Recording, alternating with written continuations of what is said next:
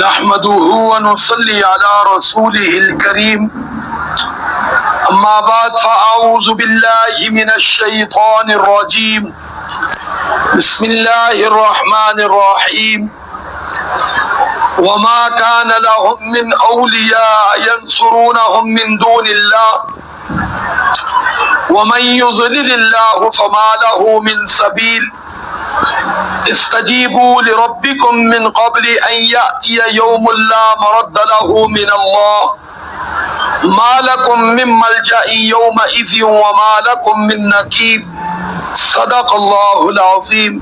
درود شریف پڑھ. اللهم صل على محمد وعلى آل محمد كما صليت على إبراهيم وعلى آل إبراهيم إنك حميد مجيد. اللهم بارك على محمد وعلى آل محمد كما باركت على إبراهيم وعلى آل إبراهيم إنك حميد مجيد.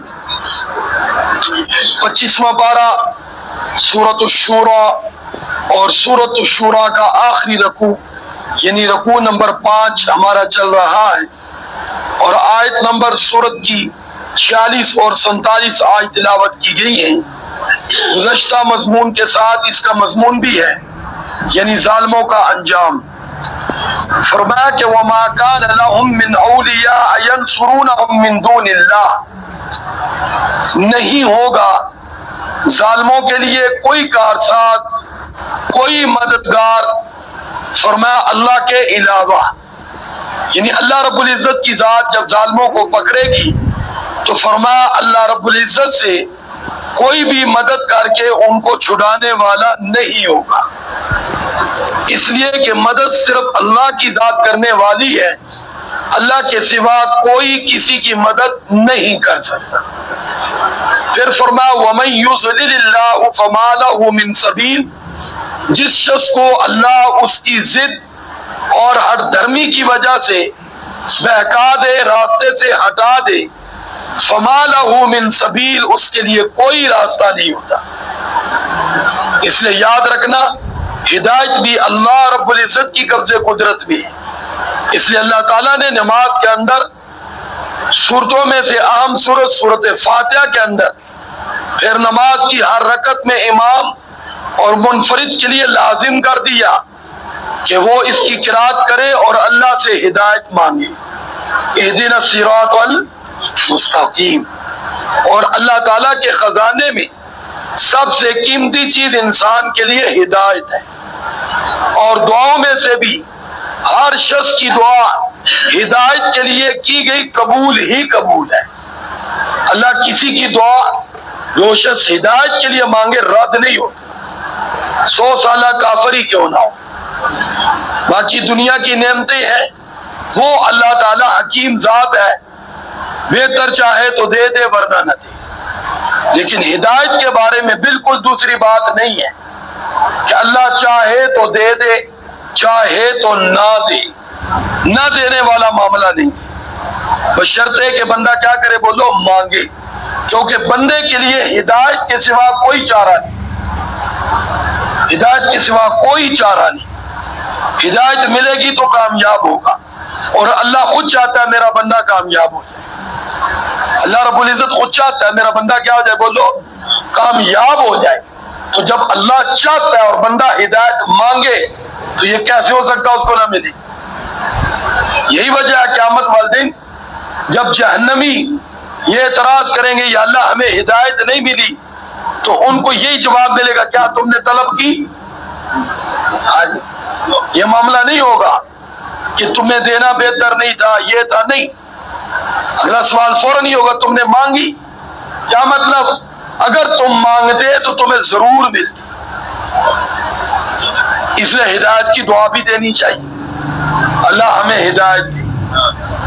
اور جب تک ہمارا ایمان پہ خاتمہ نہیں ہو جاتا کبھی بھی اپنے آپ کو اس ہدایت سے مستغنی نہیں سمجھنا. یعنی کوئی کیا دے اللہ تجھے ہدایت دے، فوراً کہنا میں کو بھی ہدایتہ ہوں، یہ جملہ کبھی نہیں بولتا. فوراً بولنا ہے آمین، ہاں اللہ آپ کو ہدایت دے، مجھے بھی کہا کرو بے شک. اس کا جواب کیا؟ بولو آمین. کہ اللہ تیری دعا کیا کرے؟ بولو بھائی ہاں پہلے تو میں اور آپ تو سمجھے ہم ہدایت پر ہیں، لیکن یہ تو اگر خاتمہ ہدایت پر ہوا تو پھر ہدایت پر ہے۔ ہاں جی، تو بہرحال اس لیے تو مرد دم تک نماز بھی ہے، اور نماز کے اندر اہدنا الصراط المستقیم بھی ہے۔ دیکھو پیارے آقا صلی اللہ علیہ وسلم سے بڑھ کر سیدھے راستے پہ کون ہے؟ کوئی بھی۔ وہ بھی اللہ سے یہی دعا کر رہے ہیں اہدنا الصراط المستقیم۔ یہ نہیں ہے کہ یہاں کر پیارے آقا صلی اللہ علیہ وسلم اس آیت مبارکہ کو چھوڑ دیتے تھے، نہیں، بلکہ حضور آقا صلی اللہ علیہ وسلم بھی اس کی تلاوت فرماتے ہیں۔ اس لیے ہمارے لیے سب سے اہم ترین چیز دنیا کے اندر کیا ہے؟ سارے بولو ہدایت کیا ہے، اور ہدایت کے بعد عافیت۔ جب تک ہم زندہ ہیں کوئی بھی لمحہ کسی وقت بھی پریشانی کا آ سکتا ہے، اس لیے صحت میں اور فراخی میں، مال میں، جوانی میں کسی کو حقیر نہ جانے۔ کسی کا کسی وقت بھی رخ بدل سکتا ہے، اور ہم میں سے کسی کا کسی وقت بھی کوئی حالت بدل سکتی ہے۔ ہمارے استاد محترم کی بڑی پیاری بات ہے، فرمایا منزل پہ نہیں ہم راستے میں ہیں، تو راستے والا کسی وقت بھی کسی حالت سے بھی دو چار ہو سکتا ہے، کسی وقت۔ بڑی سی بڑی گاڑی والا بھی اچانک کسی حادثے کا شکار ہو سکتا ہے، گاڑی خراب ہو سکتی ہے، گاڑی پنچر ہو سکتی ہے، کچھ بھی ہو سکتا ہے۔ تو اس لیے ہر وقت دماغ میں یہ بات بھی رہنی چاہیے، ہاں جی، کسی نعمت میں اترانا نہیں چاہیے، بلکہ اللہ تعالیٰ کا شکر ادا کرتے ہوئے خطرات سے ہمیشہ نکلنے کے لیے اللہ سے عافیت مانگتے رہنا چاہیے۔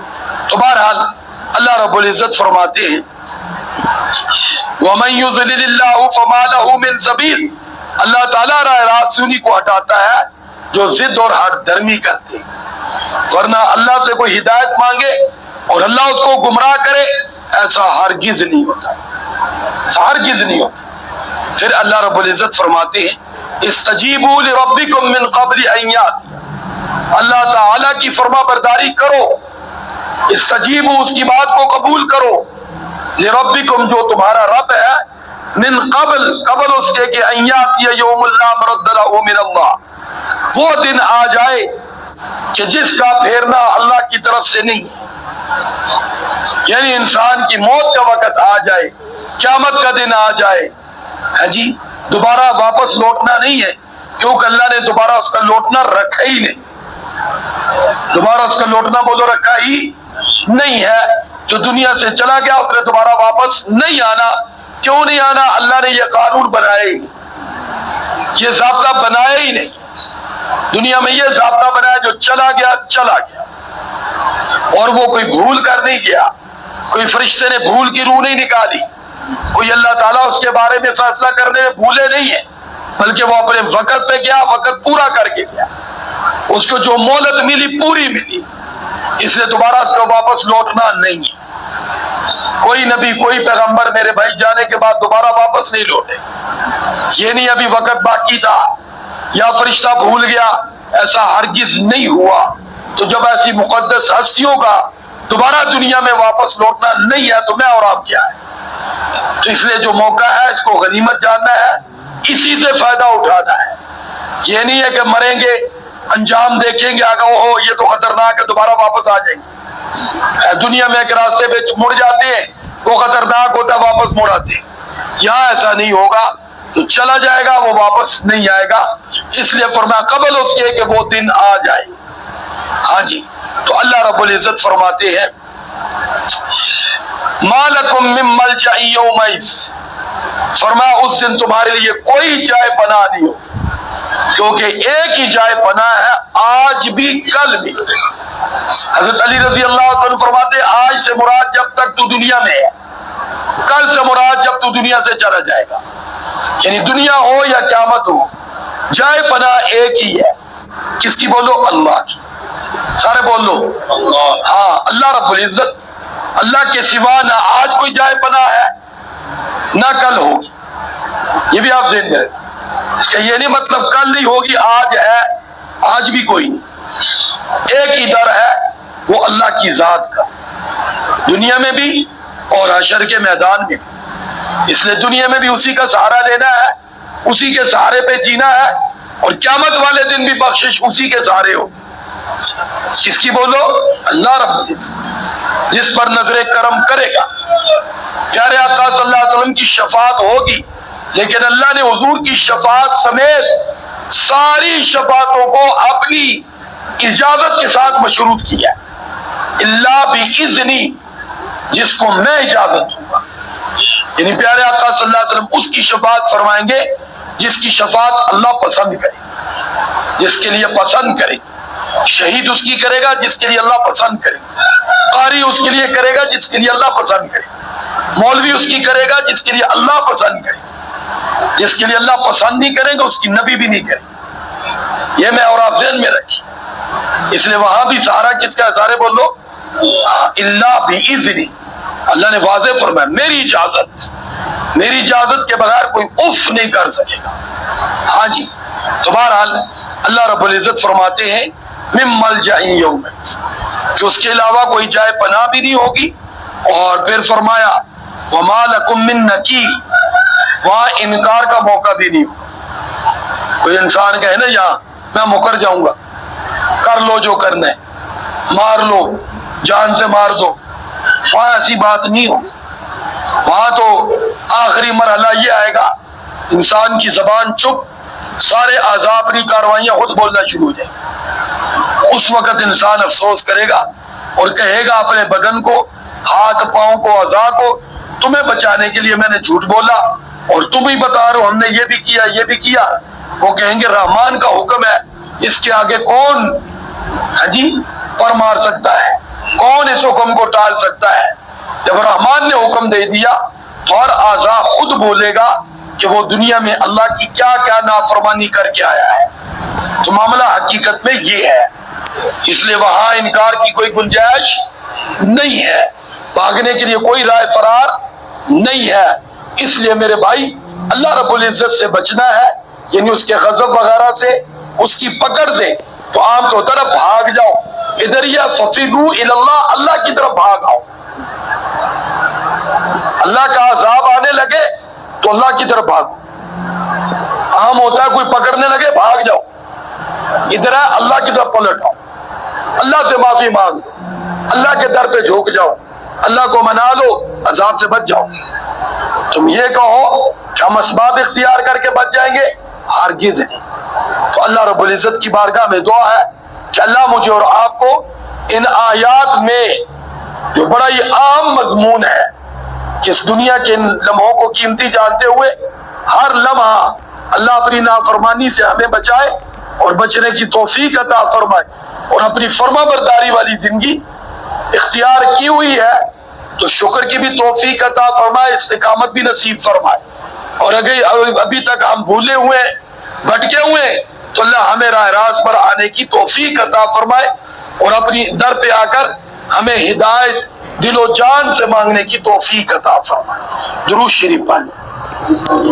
اللہم صلی علی محمد وعلی آل محمد کما صلیت علی ابراہیم وعلی آل ابراہیم انک حمید مجید۔